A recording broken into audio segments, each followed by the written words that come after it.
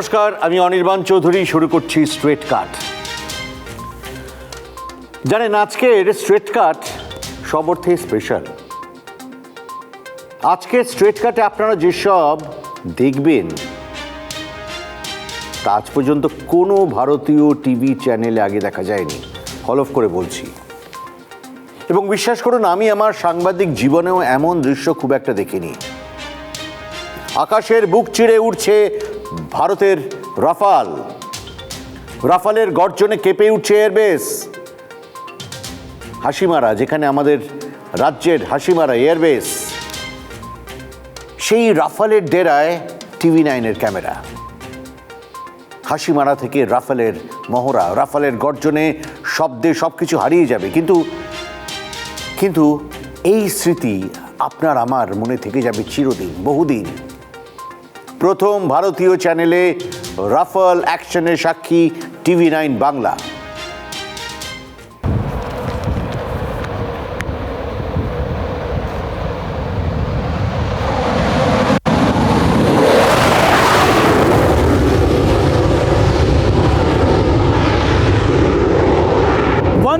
Squadron को tiger shark, Hunter the killer भी कहा जाता है, और अब इसके पास आ गए हैं रफल जैसे ओमनी रोड, जो किसी भी मिशन को पूरा करने में तैयार रहते हैं। यानी कई मिशंस को, अलग अलग मिशंस को, चाहे वो डीप आपका कह सकते हैं, चाहे वो एयर टू एयर अटैक हो, एयर टू लैंड हो, एयर टू सी हो, या फिर सर्विलेंस जैसे मिशन को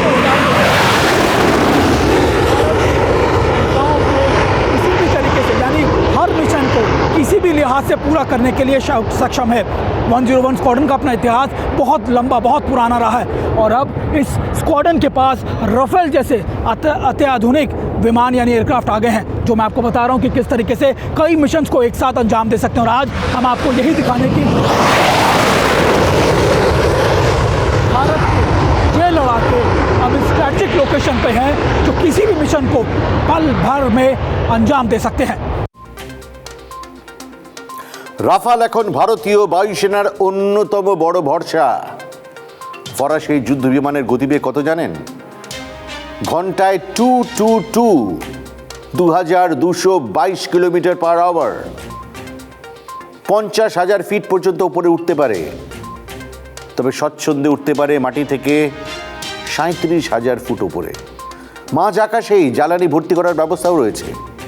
যে কোনো আবহাওয়ায় সমান স্বচ্ছন্দ রাফাল যুদ্ধ বিমান। সুখোইয়ের বহন ক্ষমতা 8,000 কিলোগ্রাম, রাফাল সেখানে 9,500 কেজি ওজন নিয়ে উড়ে যেতে সক্ষম। কমব্যাট মোড থেকে স্থির অবস্থায় ফিরে আসতে সময় লাগে মাত্র কত? 3 সেকেন্ড, মাত্র 3 সেকেন্ড। রাফাল যুদ্ধ বিমান পরমাণু অস্ত্র বহনে সক্ষম। শুধু তাই নয়, প্রায় সব ধরনের অত্যাধুনিক ক্ষেপণাস্ত্র বহন করে উঠতে পারে এই বিমান, এবং নিখুঁত নিশানায় হামলা চালাতে পারে। ক্ষেপণাস্ত্র ছাড়াও বিভিন্ন প্রকৃতির লেজার নির্দেশিত বোমা, অনির্দেশিত ক্লাসিক বোমাও সব কিছু ফেলা যায় এই যুদ্ধ বিমান থেকে। রাফাল থেকে ছোড়া যায় নেক্সটার 30M79130 ইন্টারনাল কামান। এই কামান প্রতি মিনিটে 2,500 রাউন্ড গোলাবর্ষণ করতে পারে প্রতি মিনিটে। বিশ্বের অন্যতম সেরাই যুদ্ধ বিমানকে নিয়ে আমাদের অনেকেরই আগ্রহ, অনেক প্রশ্ন, কিন্তু রাফাল নিয়ে সেসব প্রশ্নের উত্তর পাওয়া তো সোজা নয়। আচ্ছা, কেমন হয় যদি রাফালকে খুব কাছ থেকে দেখার সুযোগ পাওয়া যায়? রাফালের উড়ানে তেল ভরার মুহূর্তটা যদি চাক্ষুষ করা যায়? কিভাবে তৈরি দুনিয়ার অন্যতম সেরা যুদ্ধ বিমান? কিভাবে চলে রাফালের অপারেশন? কোথায় রাফালের শক্তি? স্ট্রেট কাটে দেখুন সমস্ত খুঁটিনাটি। এখানে জানিয়ে রাখি, সেনার অনুমতি নিয়ে যেটুকু পাবলিক ডোমেনে আনার কথা ঠিক সেটুকুই তুলে ধরছি। এর বাইরে কিন্তু রাফালের আরও অনেক জাদু আছে স্টোর্ড। জাতীয় নিরাপত্তার সাথেই তা প্রকাশ্যে আনছি না আমরা।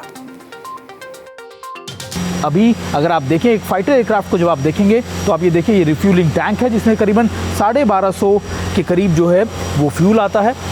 इसके अलावा 14 पॉइंट्स होते हैं इस विमान में, जो इसके वेपन पॉइंट्स होते हैं, यानी करीबन 8 यानी अगर आप मोटे तौर पर देखें 4 इस तरफ और 4 उस तरफ, यानी इसके विंग्स पे 4 और 4 8। 2 इसके नीचे यहाँ पर बताते हैं कि 2 विमान 2 इसके नीचे यहाँ पर जो वेपन के पॉइंट्स हैं वो, इसके अलावा कुछ ऐसे ही पॉइंट्स इसके इधर की तरफ लगे होते हैं। यानी टोटल इस पूरे एयरक्राफ्ट पे 14 वेपन पॉइंट्स इस पे लगे होते हैं। लेकिन ये विमान कई और खूबियों के साथ भी है। यानी इस विमान की सबसे खास बात ये भी, ये विमान कई रोल्स को अंजाम दे सकता है। अगर आप देखें तो इस विमान के अंदर सबसे खास बात ये कि ये विमान के अगर आप ऊपरी हिस्से को देखें तो आपको नज़र आएगा कि ये इस पर किसी भी पायलट को देखने की ज़रूरत नहीं थी। एक मोटी परत ग्लास की होती है जो आपको इनको ना सिर्फ इनको ये दिखाने के लिए, यानी इनको इसके अंदर सारे मैप्स रीडिंग्स होते हैं, माउंटेड हेलमेट्स होते हैं जो इंडियन स्पेसिफिक रिक्वायरमेंट के हिसाब से बनाए गए हैं। और वो इसलिए ताकि जो भी शख्स इसको उड़ान भर रहा हो, यानी जो भी फाइटर पायलट, उसका डिस्ट्रैक्शन ना हो, उसको सारी चीज़ें अपने हेलमेट में मिल जाएं। और इसीलिए ये एयरक्राफ्ट इतना ख़ास है। जब हम इसके रोल्स की बात करते हैं, जब हम बात करते हैं कि ये किस तरीके से इंडियन स्पेसिफिक रिक्वायरमेंट के साथ हैं, तो यही कुछ खूबियाँ हैं जो रफेल विमान को बेहद ज़रूरी बनाती है। अगर आप देखें, जो मैं आपको बता रहा था कि ये यहाँ अगर आप देखें तो आपको नज़र आ जाएगा कि ये इसका वो ग्लास है जहाँ पर सारे मैप्स आपको नज़र आते हैं। इसके अलावा रिफ्यूलिंग पॉइंट अगर आप देखें, ये वो रिफ्यूलिंग पॉइंट है। कई सर्विलेंस, कई ऐसी चीज़ें हैं जो इसके अंदर आप इसको बहुत बेहतर बनाती है। और यही वजह है कि जब हम रफेल विमान की बात करते हैं, जब हम ऐसे विमानों की बात करते हैं, तो हम ये देखते हैं कि वो भारत के रिक्वायरमेंट के साथ कितना ज़्यादा बेहतर है। और रफेल यानी ये विमान अपने आप में सबसे बेहतर है। और अगर आप देखें तो इस विमान की खासियत यही है कि ये विमान इंडियन स्पेसिफिक रिक्वायरमेंट के हिसाब से बनाया गया है। और इसी चीज़ों को लेकर भारत इस फाइटर एयरक्राफ्ट को सबसे एडवांस फाइटर एयरक्राफ्ट मान रहा है। और अभी ये भी कि इसके जो बटन्स है, यानी जब इसको कोई भी फाइटर पायलट चलाता है तो करीबन 34 के करीब जो इसके बटन्स हैं वो सभी इसके हैंड में, यानी इसके हाथों में है। यानी किसी को भी दूसरी तरफ मूवमेंट करने की ज़रूरत नहीं, ये बड़ी आसानी से इसको मूव किया जा सकता है, इसको चलाया जा सकता है। और यही वजह है कि ये ईजी टू हैंडल होने के साथ साथ, यानी चलाने में इसकी सक्षमता के साथ साथ, ये भारत के लिए इस समय सबसे अत्याधुनिक फाइटर एयरक्राफ्ट है जो ऐसी लोकेशंस पे डिप्लॉय किया गया है जहां से ये मल्टी रोल यानी ओमनी रोल अंजाम दे सकता है। और अब देखिए कि जब मैं आपको ये बात बता रहा हूं तो एक एयरक्राफ्ट लगातार यहां से तैयार हो रहा है अपने मिशन पे जाने के लिए। यानी अगर आप देखें मेरे पीछे तो एक ऐसे ही दोबारा से मिशन पर उड़ान भरने के लिए इन विमानों को दोबारा से तैयार किया जा रहा है। और यहाँ पर जो 101 यानी दूसरी स्क्वाड्रन जो रफेल की है, पूरे दिन में लगातार हर कुछ मिनटों के बाद ही ये इसी तरीके से उड़ान भरती रहती है, क्योंकि इनका मिशन, हर एयरक्राफ्ट का मिशन कुछ अलग होता है। यानी कोई सर्विलेंस के लिए जा रहा होगा, कोई लगातार एयर डोमिनेंस के लिए जा रहा होगा। और यही वजह कि इन इलाकों से फैमिलियर होने के लिए, लगातार सक्षम होने के साथ साथ इन इलाकों में किस तरीके से मजबूती फ्रेंडली हो जाए, ये सारे इसी मिशन को देखते हैं और उसको अंजाम देते हैं। और हर सेकंड यानी हर फाइटर पायलट सेकंडों में तैयार होकर अपने मिशन पर जाने के लिए तैयार रहता है। লক্ষ্য চীন, বায়ুসেনার হাসিমারা এয়ারবেসে মোতায়েন রাফাল। বায়ুসেনার নিয়ম মেনে এখানে রাফাল সবসময় ওয়ার রেডি মোডে, অর্থাৎ নির্দেশ এলেই যে কোনো অপারেশনে যাওয়ার জন্য তৈরি হাসিমারার রাফাল ইউনিট। শুধু আক্রমণ নয়, হামলার মোকাবিলা, আক্রমণ হলে তা রুখে দেওয়া ও নজরদারির কাজেও 24 ঘন্টায় অ্যাক্টিভ থাকা, সেটাই হকে বলে ওয়ার রেডি মোড। সঙ্গে রাফেলে থাকা অস্ত্রশস্ত্র, মিসাইল ও বম্বিং ডিভিশনগুলিও একেবারে তৈরি থাকে।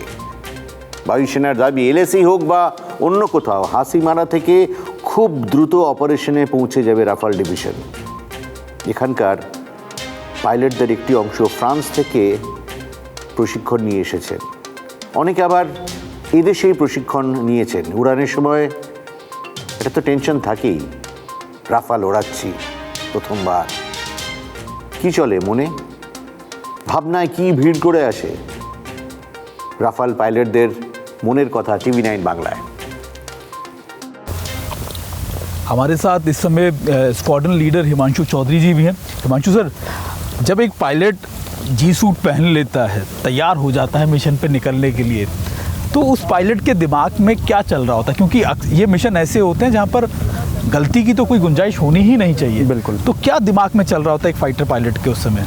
एक फाइटर पायलट जब अपने जेट की तरफ वॉक कर रहा होता है तो सबसे महत्वपूर्ण विचार जो उसके दिमाग में आता है वो होता है कि उस मिशन को सबसे बेहतरीन रूप से वो कैसे अंजाम दे सकता है। जो उसके एक्सपेक्टेशंस उससे लगा के बैठा है स्क्वाड्रन इंडियन एयरफोर्स उसको कैसे डिलीवर करना है, और जो थोड़ा समय मिलता है उसको उसमें वो चाहता है कि हर सॉर्टी में हर मिशन में वो अपने आप को कैसे बेहतर एक पायलट के रूप में निखार के ला सकता है।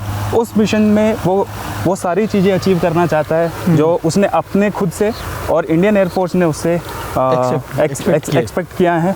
और उसके साथ साथ जो बीच में वो थोड़ा जो समय उसको मिलता है उसमें वो चाहता है कि इस मिशन से वो अपने आप को एक बेहतर पायलट बना सके और उससे डीब्रीफ जो उससे लेसन्स लर्नड मिलते हैं वो उसको हमेशा अपने नेक्स्ट सॉर्टी के लिए उसको इम्प्लीमेंट करता है, ताकि नेक्स्ट सॉर्टी जब वो जाए तो आज की सॉर्टी से वो बहुत ही बेहतर इंसान और एक बेहतर पायलट की तरह उभर कर आए। यानी मोटे तौर पे कहूँ कि सिर्फ और सिर्फ मिशन इट इज़ अगर मैं आपको बताऊँ ये एक्चुअल में जो 1 घंटा 2 घंटा हमारे जीवन में होता है, it is as good as meditation. अच्छा। बिकॉज ये एक समय वो है जिसमें आप कुछ नहीं सोच रहे हैं, सिर्फ मिशन और अपना विंगमैन, अपना mission, how to deliver it, how to come out as a better pilot, and that's all. There is nothing else that's going on your head. यानी हर पल देश के नाम। हर पल देश के नाम। রাফাল থেকে এবার অন্য প্রসঙ্গে আসছি।